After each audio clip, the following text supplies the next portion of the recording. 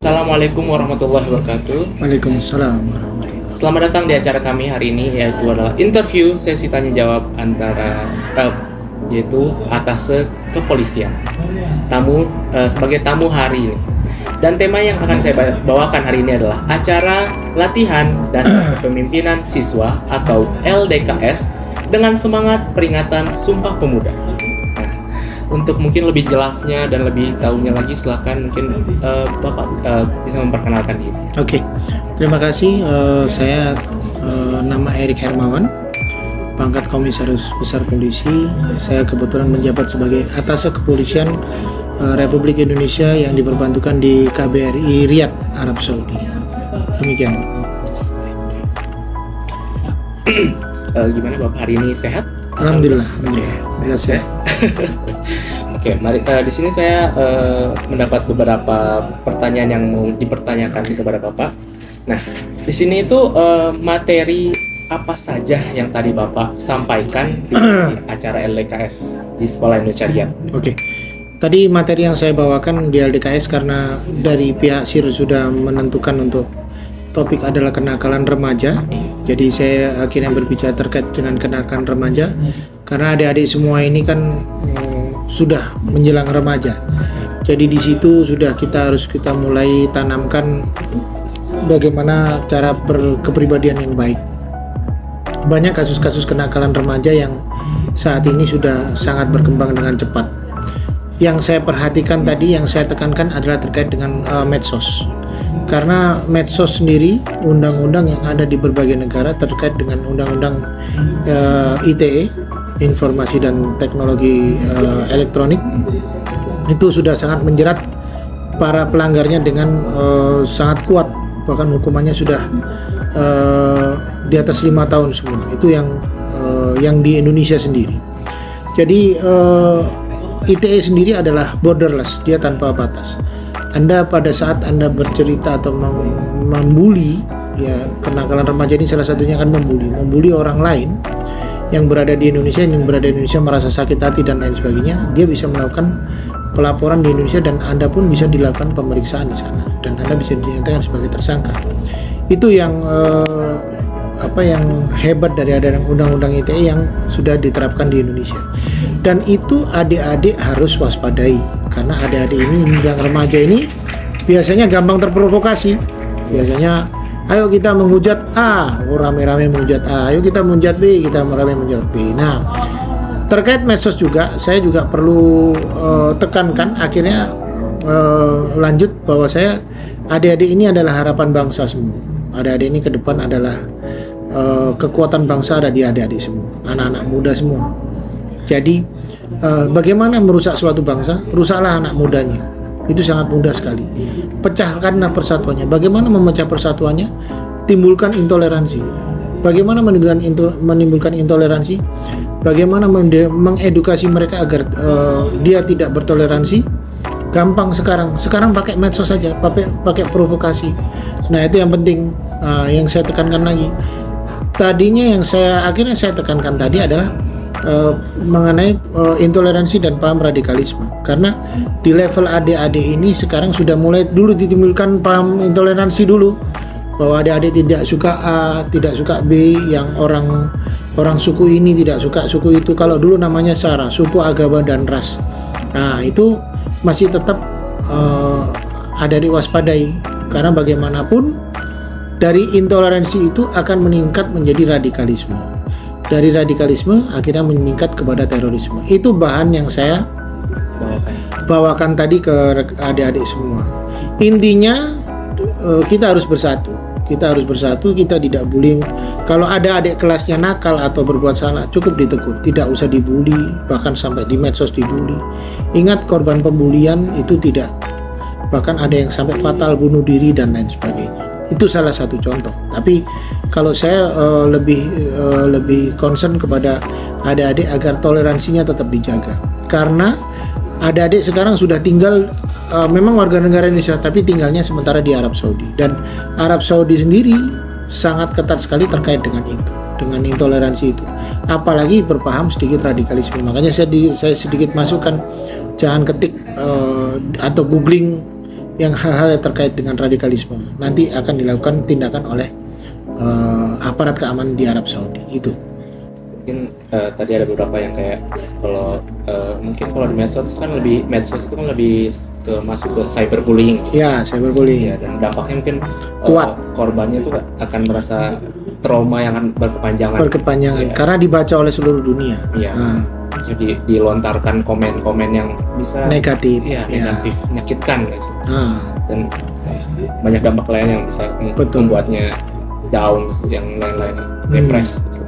Nah, bagaimana kesan Bapak sendiri menyampaikan materi tadi dalam kegiatan LDKS di Sekolah Indonesia Syariat pada siswa-siswanya itu?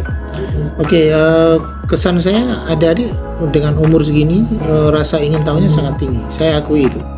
Dan mungkin tadi ada capek atau apa sehingga saya suruh bertanya, tidak ada yang mau bertanya. Mungkin ya banyak kegiatan nanti sampai sore kan, sampai malam. Saya paham itu, tapi saya hanya tadi meminta kepada adik-adik, kesannya mereka sudah menerima. Intinya bagaimana adik-adik satu sama lain saling bertoleransi. Perbedaan itu pasti ada.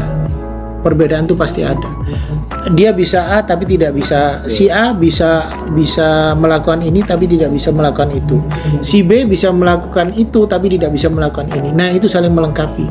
Makanya itu Indonesia itu akhirnya menjadi satu. Pendiri bangsa Indonesia dulu menyatakan bahwa ada Bhinneka Tunggal Ika, berbeda-beda tapi tetap satu.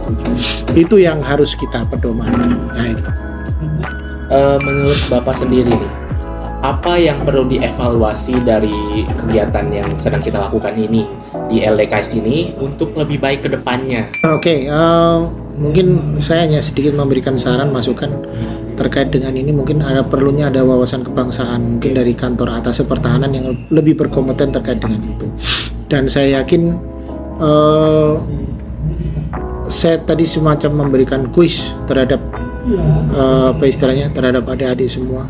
Saya paham adik-adik ada yang, makanya saya tanya siapa yang lahir dan besar di Arab Saudi, berapa kali sudah pulang Indonesia. Karena Indonesia dengan sedemikian luasnya pasti adik-adik tidak semuanya pernah ke daerah-daerah tersebut. Saya kebetulan lahir dan besar yang ada di Indonesia dan pernah beberapa di daerah tersebut. Saya paham itu. Tapi kita harus memberikan pengenalan. Paling enggak kita harus memberikan sedikit masukan. Ini loh Indonesia. Saya tadi saya memberikan gambar visual. Nanti kapan waktu saya juga akan memberikan gambar visual bagaimana indahnya Indonesia. Tadi bahkan ada yang belum pernah pulang ke Indonesia, tidak tahu apa namanya sawah kan gitu. Mungkin sungai dia tahu, tapi sawah dia tidak tahu. Di situ itu padahal pusatnya kehidupan kan di sana. Bagaimana ada sawah itu, ada padi ditanam menjadi beras kan gitu, beras menjadi nasi yang kita makan kan itu. Nah, itu sampai dia sendiri adik-adik ini tidak tahu, ada yang tidak tahu bentuknya kayak apa. Nah, itu bukannya kita membuli, tapi kita juga harus bisa mengenalkan ini loh Indonesia, bagaimana indahnya Indonesia. Makanya nanti suatu saat kalau saya diberikan lagi sebagai pemateri, saya akan bagaimana mengenalkan apa yang ada di Indonesia gitu. Kalau kami dulu waktu mungkin kepala sekolah, saya, Akdiput, guru-guru yang lain dulu, bahkan waktu sekolah di Indonesia dulu sampai disuruh hafal lagu-lagu daerah. Disuruh hafal pakaian-pakaian daerah, tari-tari daerah itu. Tapi itu saya manfaatnya pada saat kita ke suatu daerah, kita sudah bisa memberikan. Tari Bali itu namanya tari ini. Bagaimana ini? Belum kita bahasanya kan itu, bahasanya banyak. Ada berapa tadi? 340-an bahasa dan 313 suku atau berapa ya? Suku bangsa atau apa? Banyak sekali. Sedangkan yang di sini kita di Arab, suku bangsa kan adanya cuma satu, tapi terdiri dari beberapa daerah. Itu aja. Di Indonesia itu kan banyak pulaunya, beda-beda. Lain masyarakat beda. Tapi kita disatukan satu, bahasa Indonesia kan itu. Benar. Oke. Mungkin sehubungan kan dalam waktu-waktu dekat ini kita akan melakukan mungkin ada peringatan Sumpah Pemuda. 28 Oktober. Iya, benar sekali. kira-kira sebagai atase kepolisian sendiri nih, untuk cara menambahkan atau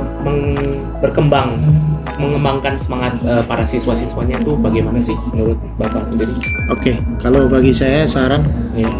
mungkin SIR mengadakan suatu peringatan 28 Oktober atau Sumpah Pemuda, karena Sumpah Pemuda itu awal dari bersatunya bangsa Indonesia yang sama pemerintah Hindia Belanda dulu sengaja mereka divide et impera, memecah belah agar tidak ada persatuan, di mana dulu satu daerah saja bisa dipecah menjadi 2 atau 3 oleh mereka agar kita tidak bersatu, karena kalau kita bersatu kita akan sangat kuat dan mereka pasti bisa terkalahkan. Nah itu kalau Sumpah Pemuda itu mengawali tonggak dari berdirinya bangsa Indonesia, wajib kita peringati. Moga-moga nanti SIR juga bisa ada peringatan, dan insya Allah saya juga pasti akan hadir untuk itu. Oke. Semoga kita Insya Allah. insya Allah membuat acaranya supaya bisa mengundang lah. Oke. Mungkin terima kasih atas Bapak yang sudah memberikan semua kesan-kesannya, komentar-komentarnya untuk kita semua yang ada di sini maupun yang ada di rumah sekalian penonton kita. Mungkin terima kasih atas Bapak Erick atas kedatangannya ke acara interview kali ini. Iya. Sama-sama. Baik. Semoga SIR semakin maju. Yes. Semakin SIR. Ya, semakin kuat. Amin. Semakin apa ya, anak-anaknya nanti tumbuh jadi manusia yang hebat untuk bangsa Indonesia. Sesuai dengan himnenya. Wah, kan gitu kan. Apa? Untuk ayah, bunda, nusa dan bangsa. nusa dan bangsa. Keren itu. Oke, terima kasih. Baik, terima kasih.